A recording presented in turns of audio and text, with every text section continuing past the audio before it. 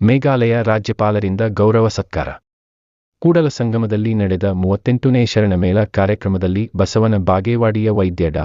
ಅಮರೇಶ ಮಿಣಜಗಿ ಅವರು ಮಾಡಿದ ಸಾಕಷ್ಟು ಉಚಿತ ಆರೋಗ್ಯ ತಪಾಸಣೆ ಶಿಬಿರಗಳನ್ನು ಮಾಡುವ ಮೂಲಕ ರೋಗಿಗಳ ಪಾಲಿಗೆ ಆಶಾಕಿರಣರಾಗಿದ್ದಾರೆ. ಇವರು ಮಾಡಿದ ಸೇವೆಗಾಗಿ ಮೇಘಾಲಯ ರಾಜ್ಯದ ರಾಜ್ಯಪಾಲರಾದ ಸಿ.ಎಚ್.